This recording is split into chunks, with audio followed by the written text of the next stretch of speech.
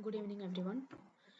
This is a short video in order to um, revise the Python stack data structure. Okay, so Python stack data structure is also known as LIFO. That means last in, first out. That means whenever we are adding an element to the stack, the element will be added to the top of the stack. If we are deleting an element from the stack, that will be deleted from the top of the stack. That means the last element which we inserted, that element we need to delete first, or we need to pop first, then only we can take the next element.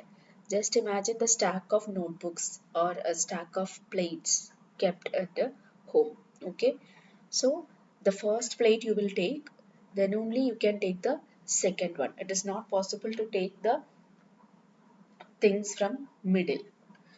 And the same way stack also, it is kept in a stack data structure. That means last in, first out. Whatever elements we are adding at the last, only that element we can pop first, then only we can pop the second element. So there are mainly two different operations in stack data structure. One is push and one is pop. Push means the process of adding elements into the stack, and pop means the process of deleting elements from the stack. And Python stack is implemented using list. Okay, now we will just see an example of how we are pushing and popping the elements to and from the stack based on this simple program. Okay, so here the aim is we have to write add score and delete score methods in order to add and remove the scores from a list data structure. Okay, so here they have clearly given that we have to write the methods in order to do these operations. That means we have to make use of functions with the given names. The same names we have to use. So we will start with the def keyword. Def add score, add score of game. So adding means we are adding an element to the list, so we have to use append method. Okay, s dot append of game. Why we are using append method in list is because uh, only append method will add a single element at a time, and that also to the end of the list. If we are taking extend method, you can see it is possible to add multiple elements at the same time. And if we are using insert method, you can see at any desired location we can insert the element into a list. Okay, so out of the three insert methods that is available within Python list, we have to use append method itself, because that is the only one which is suitable for the stack data structure. Now the next one is deleting. So define delete score. Okay, so for delete score, what we have to do, we have to use pop method, because pop method will automatically delete the last element from the list. So we need an empty stack initially. Okay, our initial stack will be empty. Then we will use a forever loop using while true. Either you can use while true or you can use while one. Both are correct. So for my convenience, I am using while true. Okay. So for while true, we will just give the options for the user. Okay. I'm just giving the options like print, enter your, or print, let it be like add score. Okay,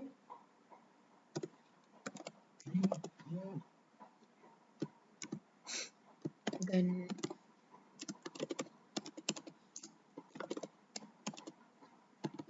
delete score, and finally I am adding an exit also. Exit option is also there. Okay, now we will ask the user to enter a choice. So like choice equal to int input enter your choice. Okay, so if choice equal to 1, that means 1 means it is add score. So now what we have to do, we have to call the add score function, but before calling the add score function we have to ask the user to enter the score to be inserted. So let it be like score equal to, not int input, we will use float input. What if they have to add like 4.5 or 33.5 like that? Okay, that is why we are using float. Float input, enter the new score. Okay, now what we have to do, we have to call the function with the score value. So for calling the function we just need to do specifying the function name along with the actual value. Now the actual value is stored in the variable score, so we have to give score here. Okay, now if the choice is 2, then what we have to do, if the choice is 2, then we have to pop the element, but for popping the element we have to check a condition, that is underflow. Okay, so underflow means it is a condition in which there is like you are trying to delete from an empty stack. That particular condition is known as underflow. Okay, that means there is actually nothing to delete, but then you are trying to delete from an empty stack, then underflow will happen. In the same way, overflow is also there. Overflow means already the stack is full. Again, you are trying to give or add a new value, that is overflow. But there is no need to check for overflow condition while you are doing the program. The only thing you need to check is underflow. Okay, so in order to check the underflow, we will check whether the stack is empty. That means whether the list is an empty list. So if s equal to an empty list, then what you will print? You will print underflow. Otherwise, that means else you will call the function delete score. Okay, so delete score. You are calling this particular function. Okay, now what you have to do? What if the choice is 3? Okay, so that is the last else part. So else, if the choice is 3, that means you have to exit from the program. That means you have to use a break statement. So it will break and it will go out of the loop. Okay, it will stop the execution of program. Now you have to print your final stack. Okay, so the current score stack is, it is saved in S. Okay, now we will try running this code.